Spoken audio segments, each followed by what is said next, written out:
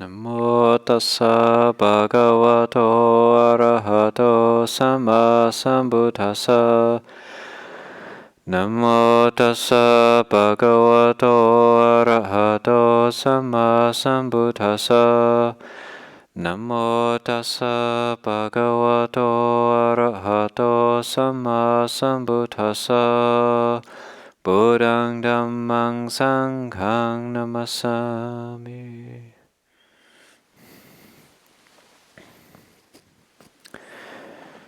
It's July 18th, 2020,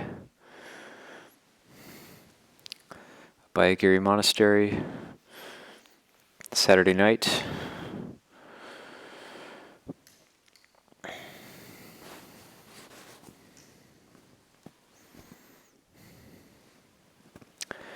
Days and nights are still passing, and we've still got the live stream. Hello to everybody on the live stream, and if there's if Ajahn Kovilo is watching on the live stream, hi Ajahn Kovilo.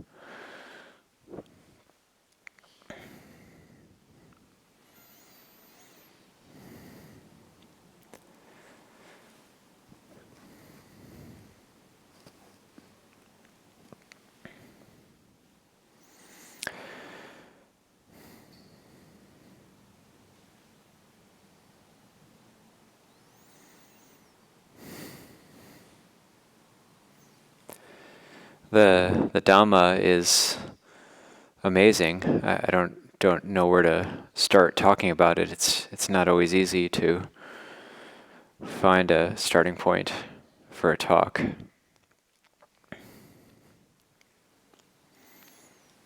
But just there's a sense of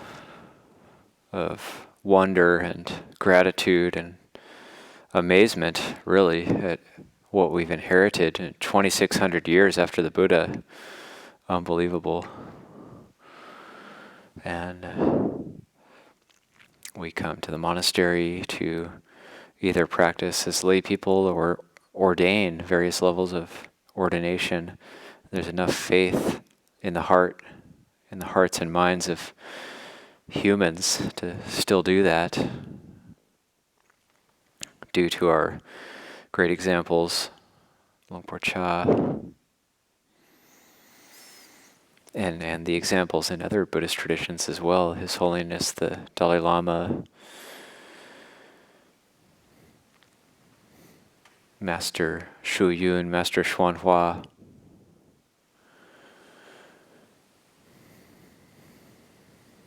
Just great beings in the world.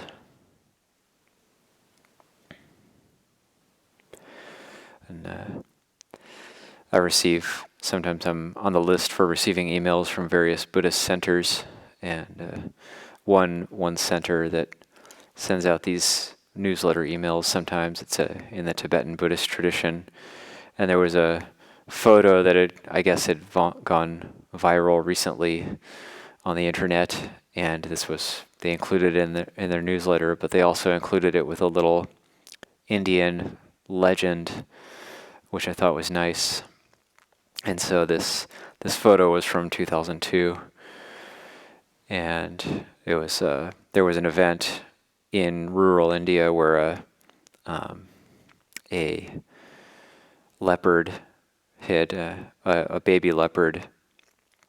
We don't know the backstory, why this happened, but it developed a relationship with a mother cow, and this leopard then was coming for months and snuggling with this mother cow, and they took many pictures of it, and so it's quite moving to see this leopard sort of snuggling with this big cow, and normally these two classes of beings would be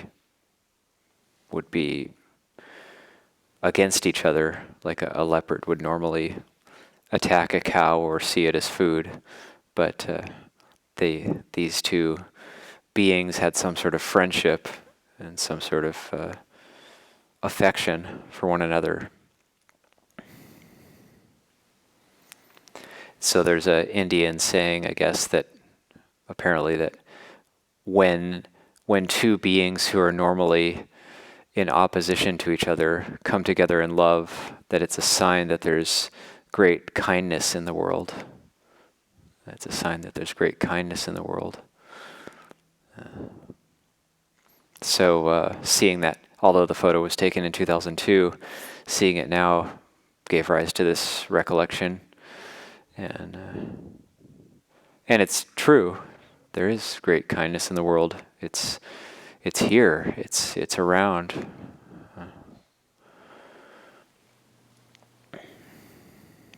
It's in the precepts. How many people now, just in the United States alone, let alone the world, know about the 5 precepts, and how many people are following the 5 precepts? I personally know many who don't even come to the monastery that much that are following the 5 precepts. If everyone in the world held even just half of the first precept, even if everyone in the world held half of one precept, there would be world peace. So the first precept being not to intentionally take the life of any living being. So if nobody intentionally took the life of other human beings, just that much, things would be amazingly different. And that's, on a certain level, that is happening, though. There is great kindness in the world. Many people have this type of intention. So to shift the focus, shift the heart to that is so important. That's Dhamma practice. Dhamma practice is changing and reforming our habits from unwholesome to wholesome, from unskillful to skillful, from akusala to kusala. And we do that through recollecting good things, recollecting virtues, recollecting kindness, but also recollecting the deeper aspects of Dhamma, dependent origination, paticca-samuppada, which was chanted in the funeral chanting this evening with the vipassana bhumigata, the panchakanda, and going through the different sense bases. And this is an incredibly important teaching. It's much more than just a list of dhammas.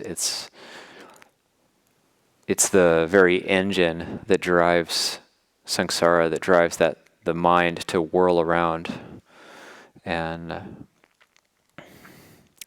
because there's this illusion, and it's based on ignorance, it's based on avijja, it's based on a lack of true knowledge. There's this illusion that the unsatisfactoriness, the dis-ease, the dissatisfaction that we feel is coming from outside of ourselves.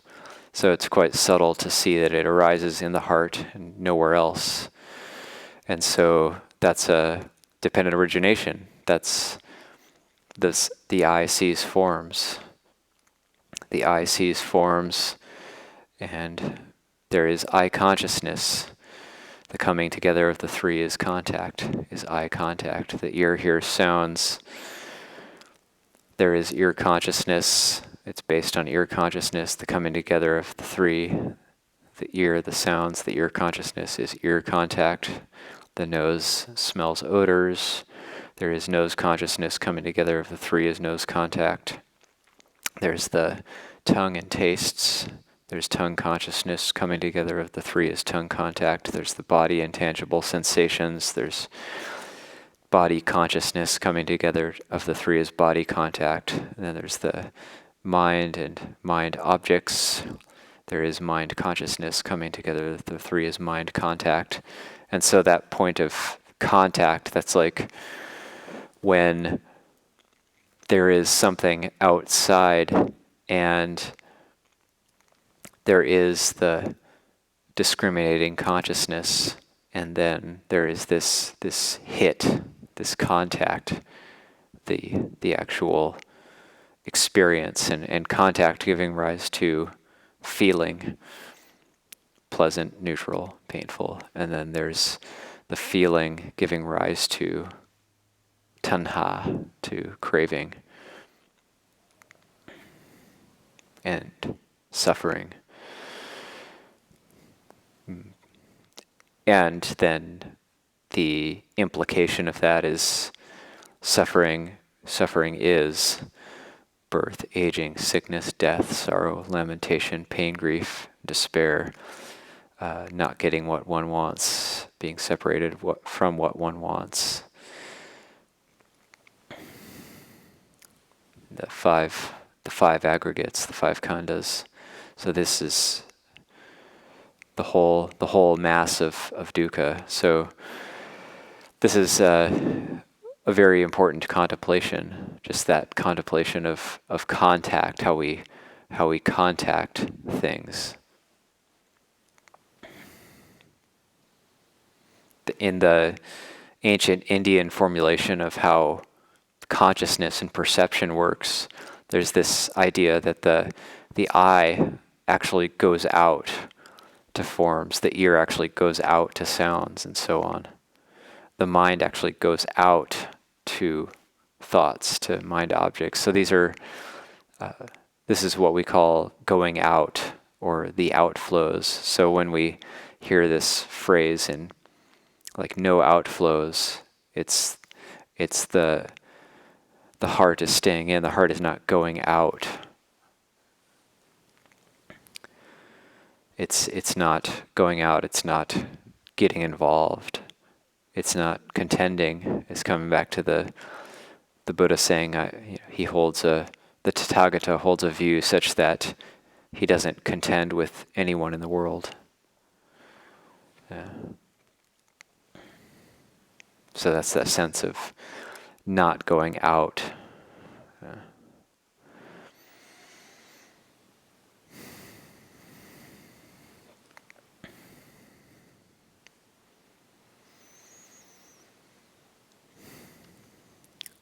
And the heart, like it goes, there's happiness sometimes, there's suffering sometimes. When we come to the practice, it is difficult. Sometimes we're, just the fact that we don't eat dinner here is just sometimes we're hungry, sometimes we're tired, sometimes it's hot outside, it's the summertime, it's hot out, it's dusty and dry and hot, uncomfortable.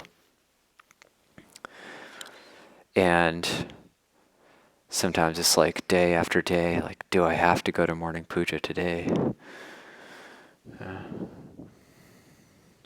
But it's like the teaching of Ajahn Chah, when we want to practice, we practice. When we don't want to practice, we practice. Only then does the heart become trained. Ajahn Chah also said that if we're still living just according to our preferences, we haven't even started practicing. So once we get going with the practice, yes, it's difficult, but it's only difficult because of desire. That's the great Ajahns will tell us that it's difficult because of desire. It's difficult because we want it to be comfortable. It's difficult because we want it to be easy.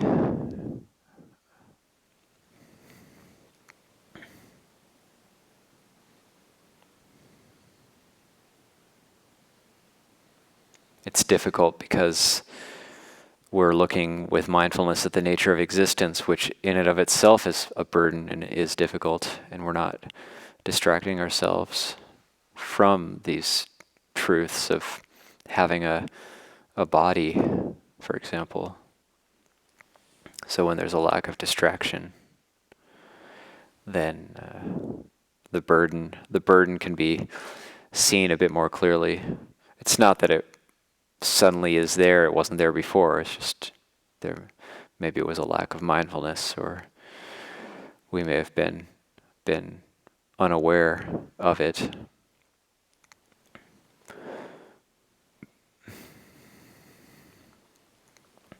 And then it may be that it presented, the burden of our body maybe at some point presents itself to us, and we think, oh, okay, I better start practicing. was visiting my parents the other day, and my mom came out with a pearl of wisdom, as happens when you start contemplating Dhamma a lot, and it was quite nice. It was in the first half of our life, we're looking forward. In the second half of our life, we're looking back. When are we ever in the present? So it's like when we're young, we're looking forward, and there's this perhaps a possibility of a bright future ahead of us, and then at a certain point, then we're looking back, and okay, I don't have the energy to look forward anymore. Let's look back now. So, but coming back to the present, in that Abhidhamma chanting that we were doing for the funeral chanting, the word for future is anagata. The word for past in Pali is atita, and then the word for future is anagata. And anagata just means hasn't happened yet. Isn't there? We're not there. It hasn't happened. That's the word for future in Pali. So like imagine every time we're going to say the word future, substitute the word not happened yet. I've been thinking a lot about the not happened yet. I really hope I have a good not happened yet. Yeah.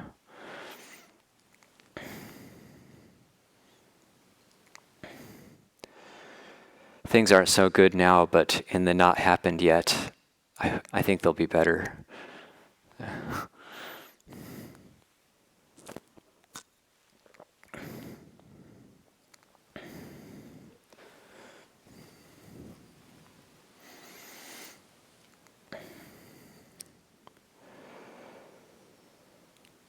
So things change, things go up and down in the practice, and with mindfulness and a lack of distraction, we start to see these things, but then it's easy to get into ruts, and there can be obstacles that arise, such as a lack of faith, a loss of faith.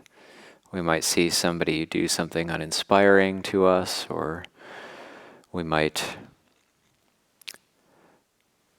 find that things like chanting or bowing aren't so useful. Better to leave those aside. Why do we have to do these things? Why did Ajahn Chah say, get up in the morning, first thing, bow, leave the kuti, bow. If you're walking down the trail and you realize you forgot to bow at your kuti, walk back to your kuti and bow. Why did he say that? Why was he so fussy about these things? Come into the Dhamma hall, bow. Go for breakfast time, bow. Leave, bow. Go in for the meal, bow.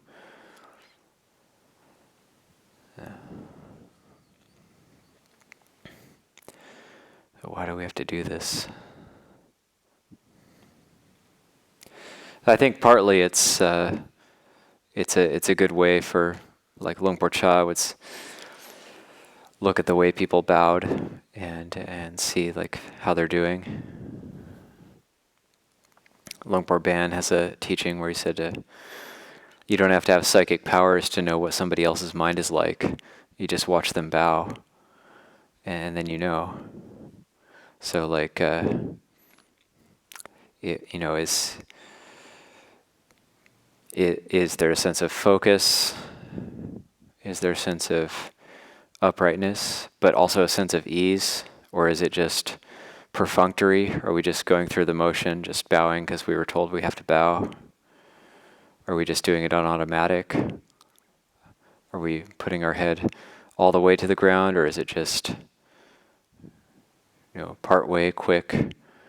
Ajahn Chah said he would kind of poke fun at the monks who bowing kind of became automatic for. And there's this one they call the Bangkok bow. He said, soon you're just going to have the Bangkok bow, where it's just you go down once and you take your hands and you just sort of put them 3 times like that. And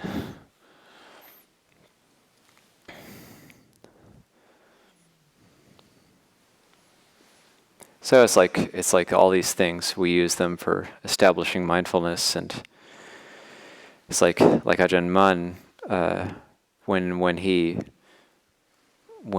he attained to the Dhamma, the first thing he did was he couldn't stop himself from bowing. He actually couldn't stop himself from bowing out of gratitude to Buddha Dhamma Sangha. So there's this sense, if we practice, we won't be able to stop ourselves from bowing. Or there's the story of a monk who was training with Luang Por Cha in the early days, and Luang Por Cha, he would sometimes walk around the monastery in the evening and just see what was happening. And he heard this talking. He heard somebody talking, and he thought, has somebody gone crazy? And he went over to kind of see, and there was a monk just giving a Dhamma talk. He was just sitting in the forest giving a Dhamma talk, and there was nobody there. And he was just mile a minute, just couldn't stop. And then Luang Por Cha kind of walked up, and as we do as monks, it cleared the throat. And so the monk stopped, and, "Oh, Luang Por." And Luang Por Cha said, "What are you talking about? Who are you talking to?" And he said, "I'm not talking to anybody. I just had some insight into Dhamma, and I just had to speak Dhamma. I couldn't stop myself." And then Luang Por Cha said, "Oh, okay, well, that's good. Continue. You can continue." And then Luang Por Cha later saying that, yeah, anything can happen. Anything can happen with the Dhamma. They say you can attain the Dhamma while sweeping, while doing walking meditation. Or it's like teaching I was talking about the other night, the Buddha's teaching to Dighanaka, and he's talking about views. And Sariputta, Venerable Sariputta, he's not yet attained to arhatship, but he's fanning the Buddha and listening to the teaching and contemplating it himself. And during that teaching, he attains arhatship. And that also, for me, that also highlights the importance of that teaching of the Tathagata has a view whereby he doesn't contend with anyone in the whole world. So that the power of that teaching, the implication of that teaching, that Sariputta was listening to it, and he attained arhatship through thinking about that teaching and considering that teaching. So when we actually consider these things, it can be incredible. It can be opening, like a heart-opening experience. I remember the first teaching I heard Ajahn Amaro give at Abhayagiri was a heart-opening experience for me. And I had only been here, when I first came to Abhayagiri as a layperson, I stayed for 1 week, and only Luang Por Pasano was here, and at that time he was known as Ajahn Pasano. He was still a long way off from Luang Porhood. And Ajahn Amaro was away doing teaching on the East Coast, and so I stayed when I was here just for a week as a guest. And Ajahn Pasano had given me much of his time. There was a very small community, so it wasn't like he was meeting with a lot of people or anything. And then I had asked permission to come back and try to ordain as an Anagarika. When I came back, though, Luang Por Pasano was away. I think he was visiting his mother in Canada, and only Ajahn Amaro was here. And so the first teaching I heard after that coming back was a Saturday night talk by Ajahn Amaro, and I had been here for a few days. And so I was full of inspiration already, but was still not really sure what was happening, and had a lot to learn. And I remember Ajahn Amaro giving a talk about the Buddha's Parinibbana, the Mahaparinibbana Sutta. And when he got to the part about the Buddha is lying on his right-hand side and he's being honored by beings from 10 world systems, so devas and all sorts of celestial beings from 10 world systems, raining down celestial flowers and there's like celestial sounds, celestial music playing and honoring the Buddha with all things celestial, and the Buddha saying to the monks, who the Sangha, having the whole Sangha around him as well, and says, do you see these celestial flowers raining down on the Tathagata? And they so presumably they were visible to most of these monks, and they say, yes, we see them, it's amazing. And the Buddha saying, well, if you want to truly honor and revere the Tathagata after his passing, you would put the Noble Eightfold Path into practice. And when Ajahn Amaro said that, I just, it was like this heart-opening experience. I just absolutely knew I was in the right place and that I had made the right decision to come and stay here. And, although I've wanted to leave hundreds of times since then, I'm still here, so I don't regret that I haven't left yet.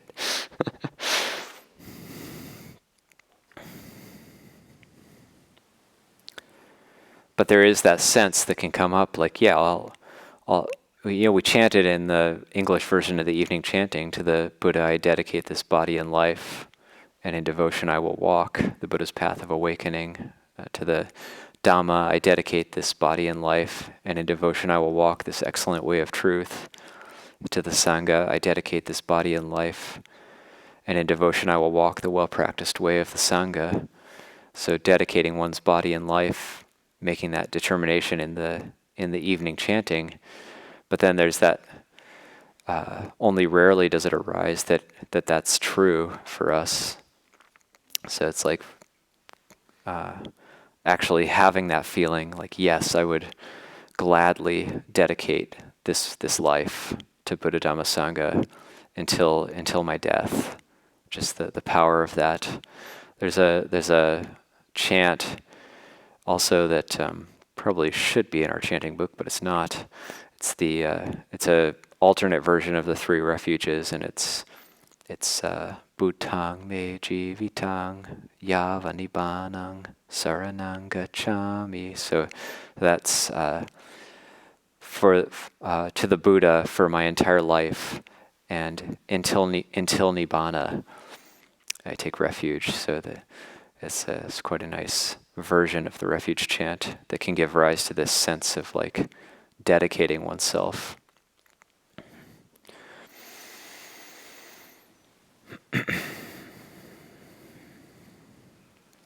And that's contact. That's also a type of contact. That's like touching the meaning, touching the Dhamma.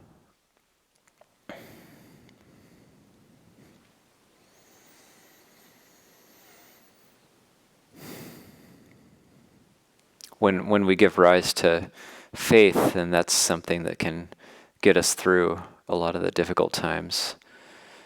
And to see these things, we have to be really open. We have to be very open.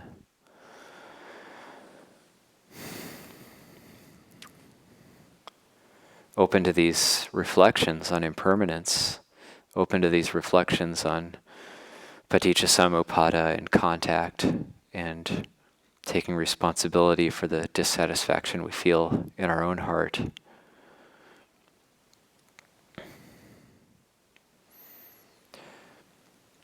Being willing to recollect sila, our own sila.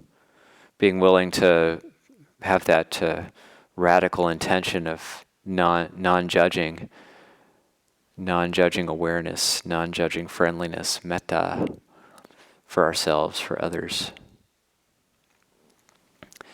it'll tend to be that the way we relate to ourselves will be the way we relate to others. So if we're very harsh and critical with ourselves, it'll tend to be the case that we're very harsh and critical with others. If we're very judgmental and forceful with ourselves, it'll tend to be the case that we're very judgmental and forceful with others.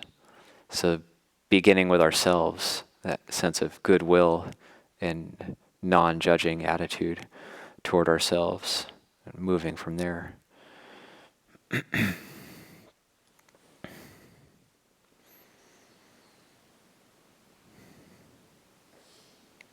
A sense of, even having like a sense of gratitude for just our own, however messed up we may think we are, just gratitude for that sense that there was a little blip where it's like, okay, there's something good here.